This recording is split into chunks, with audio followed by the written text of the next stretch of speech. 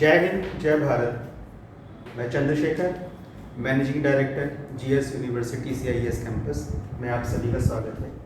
और आज ज्योग्राफी के जिस टॉपिक को हम लोग डिस्कस करेंगे उसका नाम है सौरमंडल। मैं कुछ समय के लिए हट जाता हूँ, पहले आप इसका स्क्रीनशॉट ले लीजिए।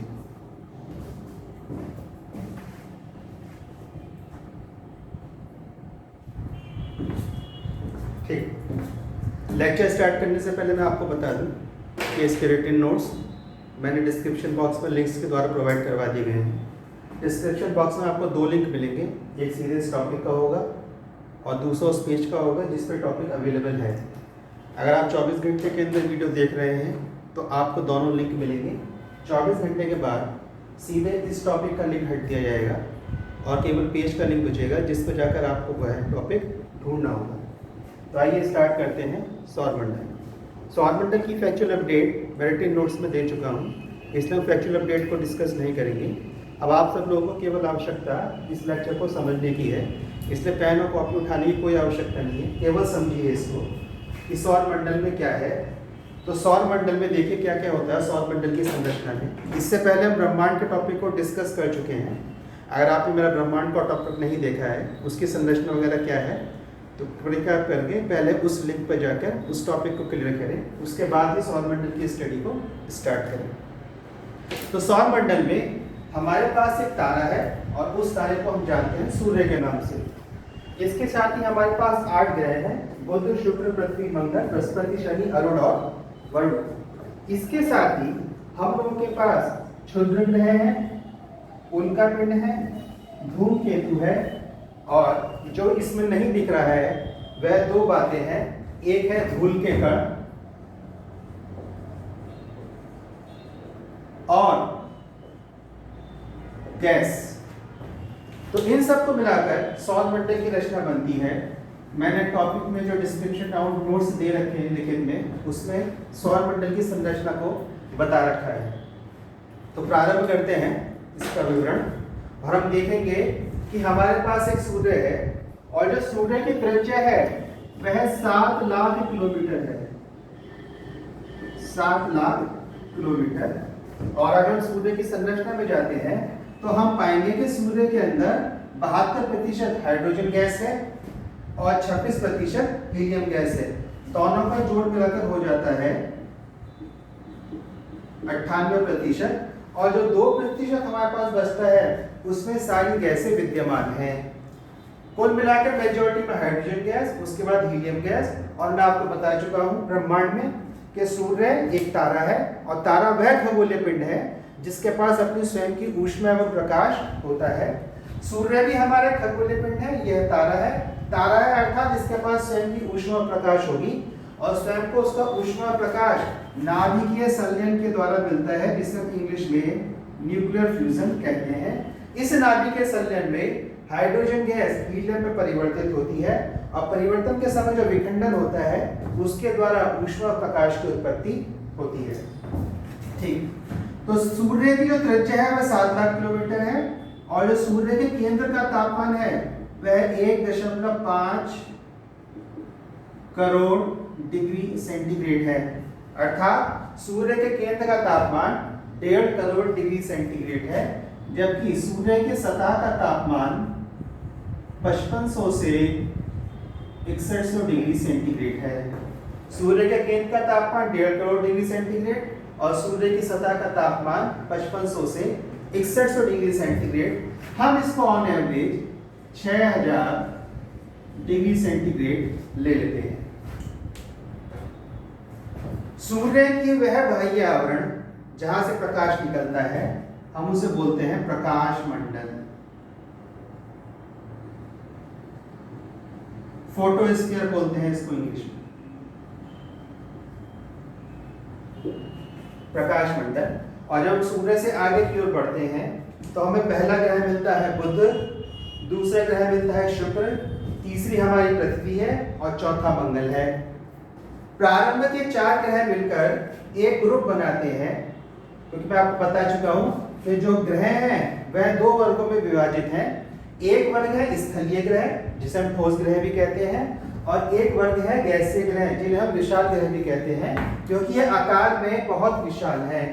तो प्रारंभ के 4 ग्रह बुध, शुक्र, पृथ्वी और मंगल स्थलीय ग्रह कहलाते हैं। और चूंकि ये ग्रह ऐसे हैं जिन पर हमें ठोस सतह मिलती है, इसलिए इनको ठोस ग्रह भी कहते हैं।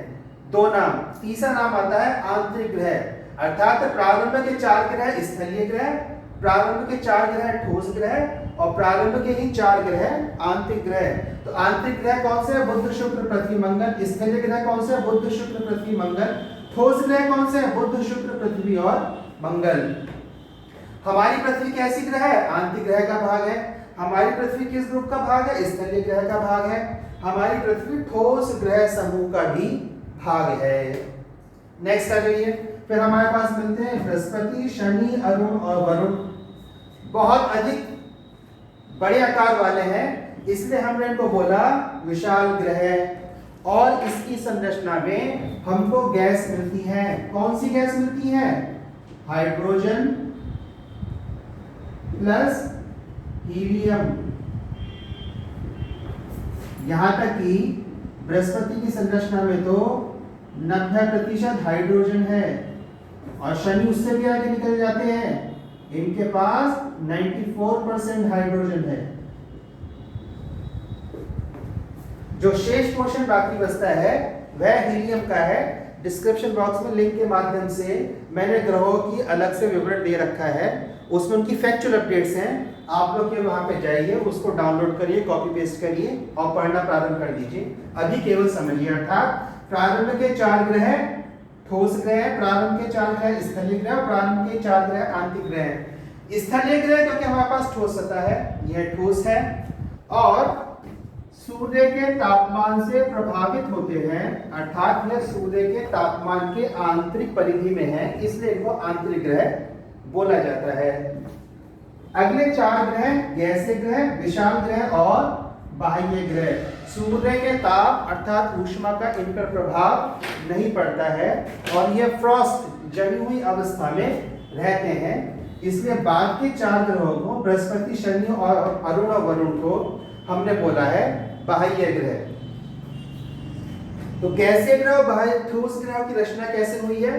तो हम जानते हैं कि सूर्य की सतह, सूर्य में तापमान की विभिन्नता है और इस तापमान की विभिन्नता के कारण सूर्य के अंदर से बाहर की ओर या बाहर से अंदर की ओर घनत्व का परिवर्तन भी मिलता है। घनत्व परिवर्तन के कारण सूर्य की सतह से सौर पवनें चलती हैं। यह आपको बनाने नहीं है, केवल मैं बना के दिखा रहा हूँ। सौर पवनें, तो पवन क्या होती है? वायु का वह रूप, वायु का वह प्रकार जो क्षैतिज अवस्था में चलता है। हमारे चारों ओर वायु है, उस वायु का भी वह चरित्र, जब वायु क्षैतिज अवस्था में चलती है, अधिक दाब के स्थान से कम दाब के स्थान की ओर एक निश्चित दिशा में, तो हम उसे पवन बोलते हैं। तो इसी प्रकार सूर्य पर भी सौर पवनें चलती हैं। पवन अर्थात वायु का क्षैतिज अवस्था में अधिक दाब के स्थान से कम दाब के स्थान की ओर बहना। इसीलिए जो हमारे यहाँ मानसून आता है, हमने उसको मानसूनी पवनें कहा है, मानसूनी वायु नहीं कहा है। उन सौर पवनों के कारण जिनका तापमान लगभग 6000 डिग्री सेंटीग्रेड के आसपास ही था, बुध, शुक्र, पृथ्वी और मंगल के पास जो भी हाइड्रोजन और हीलियम गैस थी वो उसको बहा कर ले गए। बुध, शुक्र, पृथ्वी और मंगल के पास जो भी हाइड्रोजन और हीलियम गैस थी, ये सौर पवनें उसको उड़ा कर ले गई और केवल ठोस भाग हमारे पास सतह के साथ बचा, इसलिए स्थलीय ग्रहों का निर्माण हो गया। तो अर्थात मैं आपको बताने का प्रयास ये कर रहा हूँ कि प्रारंभ में प्रत्येक ग्रह, बनने वाले ग्रह की जो कंपोजिशन थी, संरचना थी, संगठन था, वह इसी प्रकार का था। सूर्य के ताप और दाब के परिवर्तन के कारण जो सौर पवनें आई हैं, उन्होंने उसकी गैसों को उड़ाकर आगे की ओर ले गए। अब जब ये आगे की ओर ले जा रहे थे तो सूर्य से हम पहुंचे 70 करोड़ किलोमीटर, 70 करोड़ किलोमीटर। जब सूर्य से सौर पवनें, सूर्य की सतह से निकलने वाली सौर पवनें जब 70 करोड़ किलोमीटर में पहुंची तो एक अदृश्य क्षेत्र से टकराई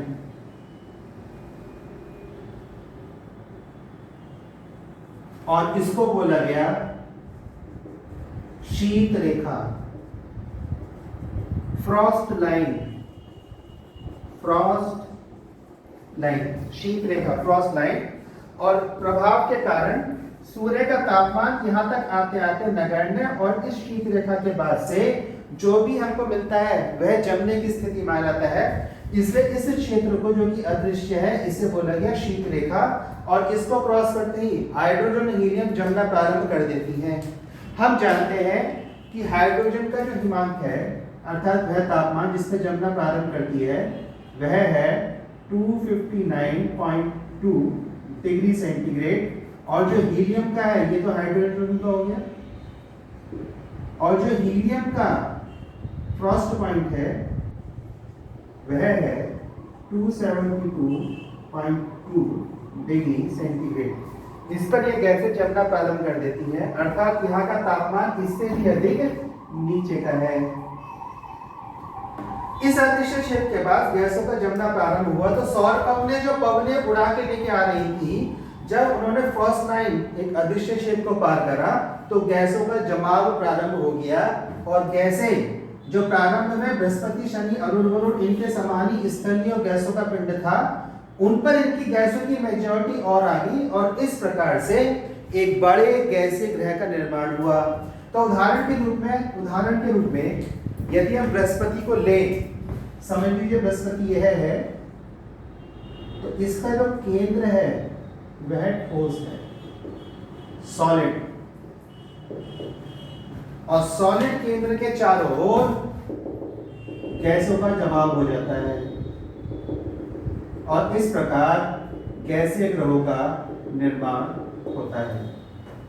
तो तारा 8 ग्रह, 8 ग्रहों में 2 वर्ग स्थलीय ग्रह और गैसीय ग्रह। इसी के बीच में एक घटना और हुई, जब स्थलीय ग्रहों का निर्माण हो रहा था तो हम अपना जब घर बनाते हैं तो उसमें सीमेंट, ईंट, बजरी, सरिया, अन्य प्रकार के पदार्थों का, धातु तत्वों का प्रयोग होता है।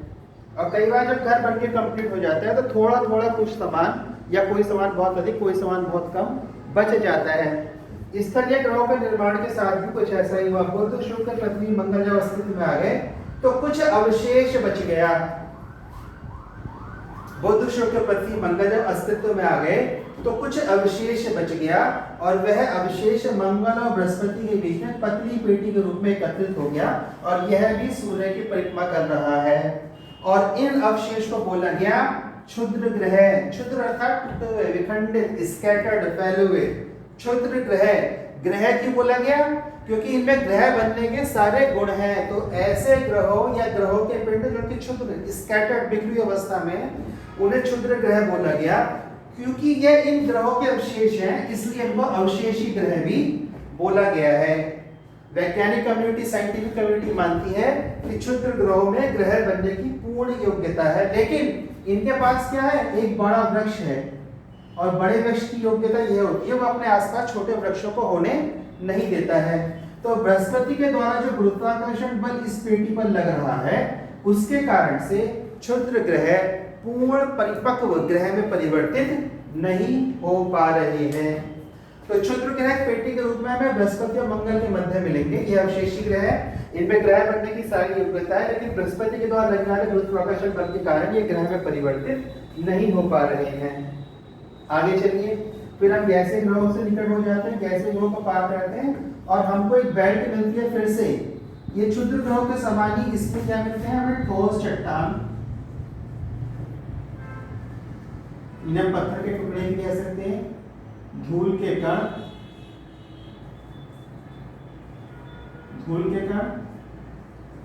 या रेत कण, और इसके साथ ही हमें इसमें मिलती है हेरू।